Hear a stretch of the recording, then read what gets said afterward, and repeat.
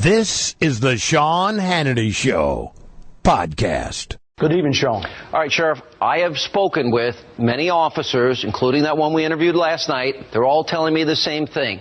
They are afraid to do their job. They feel if they do it, they're not going to get the support that they would need and the backup that they would need to do their jobs, thus the surge in violence. What are you hearing? Sean, the Baltimore City Police Department, the officers particularly on the street, have been eviscerated. They've been disemboweled. Their guts removed to have the courage to go out there and do this job. They're very fearful that if you go out there and be proactive, which we all should be doing in law enforcement today, we can't afford to be reactive, especially in urban areas.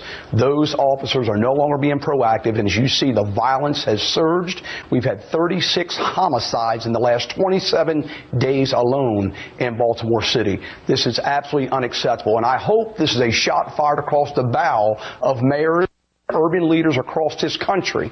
Once you disembowel your law enforcement officers, and you can no longer expect them to go out there and protect you or protect your communities. This is very troubling, the worst I've ever seen in 31 years of law enforcement. That is 38 murders. This is the most violence that Baltimore has seen in over 16 years. We now have 38 homicides. You got, let's see, the most recent killings claim the lives of Jennifer Jeffrey and her 7-year-old son, Kester Anthony Brown, and they were identified yesterday. 38 people. Last weekend, 12 people were shot in Chicago and killed. Many others injured. You have violence rising in New York City, a 60% surge year over year in murders in New York City. It's happening in Mississippi. It's happening in every state just about now around the country. And we keep hearing the same thing from law enforcement, is that they feel that they cannot do their job. There were reports that police officers in Baltimore are being surrounded by 30 to 50 people anytime they stop to do their job, and that it is a hostile group of people that are surrounding them. There's a 56% drop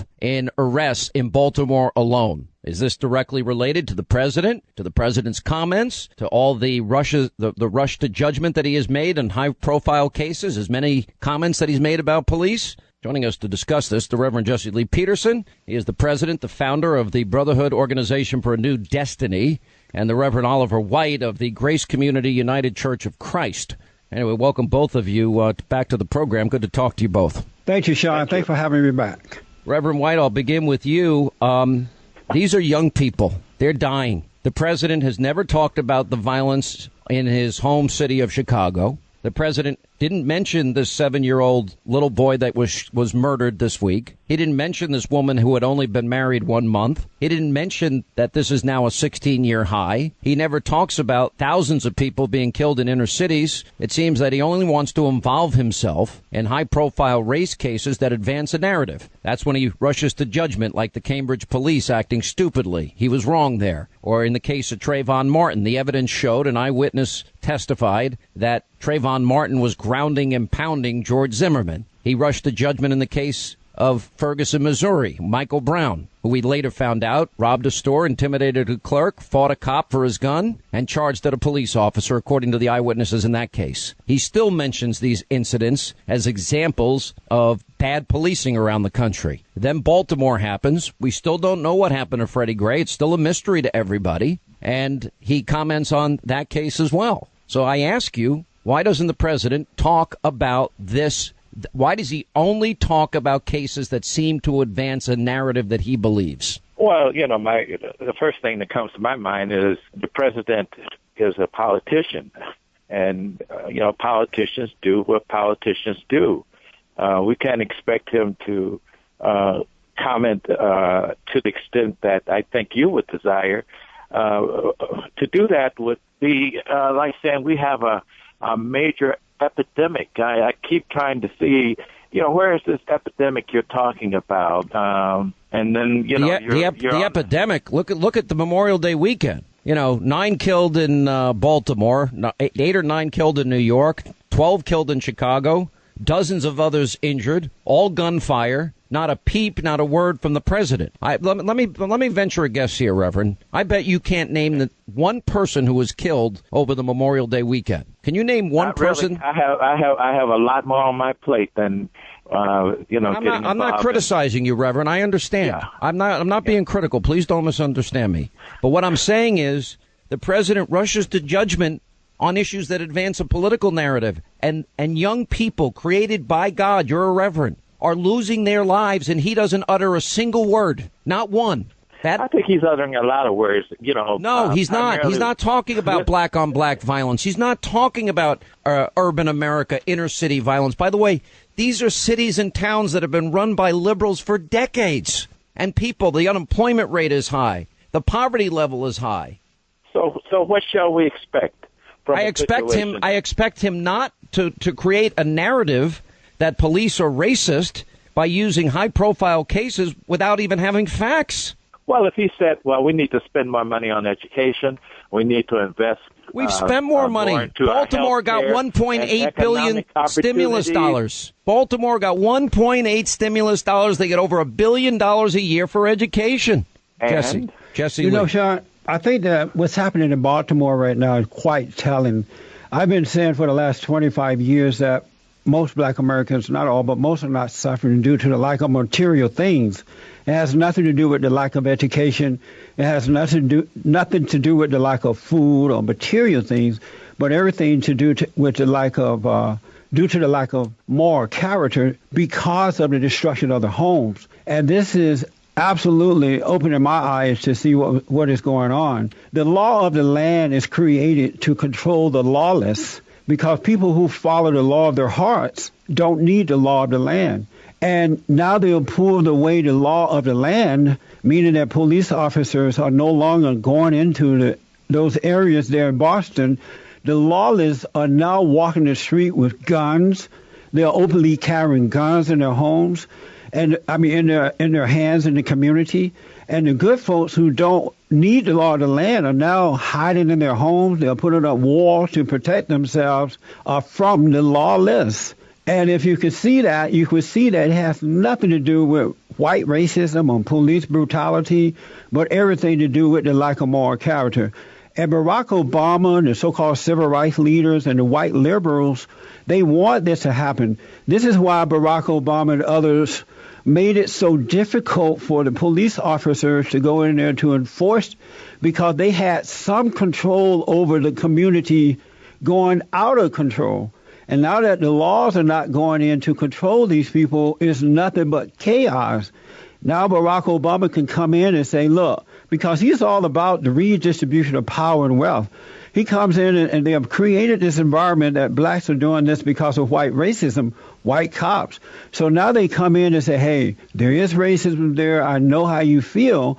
They're going to remove the good white cops out of there and the mayors and city councils and all those folks. And they're going to bring in those that agree with Barack Obama and his policies. And in that manner, they're going to do whatever Barack wants them to do. And Barack will then be able to redistribute power and wealth. Barack Obama is the most cunning organizer I've ever met in my entire life. I work for the union, and I've never seen a guy who is so clever at organizing and to get things as he wished them to be. And that's what's going on here. In all due respect, Brother Peterson, there are two things that immediately come to mind. One is Barack Obama is not the Antichrist. I didn't say he was. Your analysis of his resume seemed to suggest that you think he's the Antichrist, and then. But you can't read my thinking. I didn't say that. If I thought that, I would say that. But let me ask. Well, those were the words that came from your mouth. The Barack Obama that you're talking about is not the one that I voted for. Did you hear me call Barack Obama the Antichrist? No. Those are your words, not mine. But let me ask, Rob, do you see that now that the police officers have pulled back, and I don't blame them, the lawless are out of control now, right, in that area? I blame the police for pulling back. I mean, what do they want? So the police officers are damned if they do it and damned if they don't. Anybody watching or complaining? I mean, they just need to do their job. No, they were doing their jobs, and they were accused of being racist, police brutality. I mean, and when they go into those communities, you have these black folks gathering around them with cameras, trying to create a situation so that they can destroy the officer's life. What do you expect them to do? Well, I would think that if a police officer is making an arrest and that police officer is surrounded by people with their phone cameras, that police should be very happy about that because he or she is going to do the job. But why would you be happy that you're in a volatile situation where you could possibly lose your life? You got a bunch of angry people gathered around you who think you're the problem, and if anything goes wrong, your life is on the line. You're going to be falsely accused. But I want to go quickly back, Robert. Do you agree with me that now that the police officers are pulled back, the lawless are out of control, the gang members and others are out of control now? You agree with that, right? No, I don't. I don't think that. You don't know that that is happening? I don't think that gang members and others who are prone to do crime. I don't think that statistically crime is going to suddenly increase in Baltimore because. Well, you're not paying attention to what is happening. They had the highest black-on-black shooting and killing in Baltimore in the month of May that they've had in the last year or so. You're not paying attention to what's going on. And see, Sean, this is the problem, with all due respect to the Reverend. You sound like a nice guy, but these people are not about telling black Americans, look, black folks, at some point you got to take control of your life. You got to stop being angry. You must stop having children out of wedlock, because if you don't take control, you are not going to get better. Barack Obama and others want black people in this situation, those that are doing it in this situation, because it opens up the opportunities for them to come in and take over. Black on black crime is not a new thing in this country. It's been going on for years in America. But the problem is it doesn't pay off. There's no pay in that for the race hustlers and the poverty pimp, because you can only be rewarded. These people can only be rewarded when they accuse whites of being a part of it, not when it's black on black. I want the folks to check out my website and read some of the stories that is happening. Bondinfo.org, BONDINFO.org.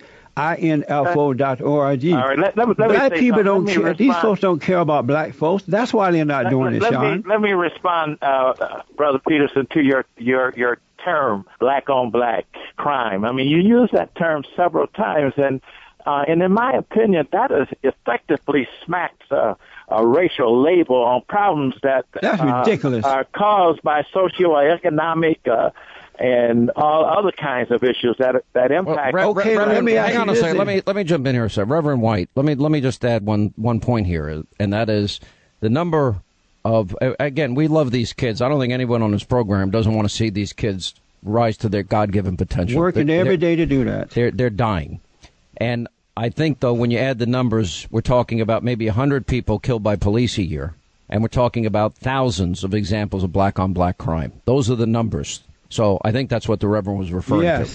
And we only have 1 minute left. Reverend Sean, let me just say, I grew up in Alabama under the Jim Crow laws, whites and black signs only. I worked in cotton fields. I milked the cows and did all that.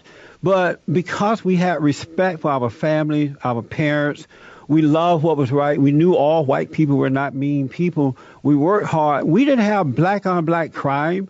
I've never heard of black-on-black crime until I moved up north to Indiana, and blacks were living in projects around there. The fathers were gone. The government had become the daddy, and the so-called race hustle were the leaders of the people. That's where the crime was, because the people turned their lives over to other black people who did not care about them. And you know, my last word on that, Brother Peterson, is I think that you and I have a moral imperative to challenge some of the assumptions that you have, and perhaps maybe some of the assumptions that I have. Maybe we ought to have we're running out of time. I'm all for that, Reverend White. Maybe we ought to have a town hall on TV one night just about this very thing. I would love to do that. By the way, Jesse has an event coming up. What is it called? Fatherhood in Men? Yeah, we're having our 6th annual Fatherhood in Men Conference, June 20th from 5 to 8 p.m. And the people need to RSVP because everybody and their mama are coming here in the L.A. area. Go to bondinfo.org or call 1-800-411-2663. All right, guys. Thank you both for being with us. We really appreciate it.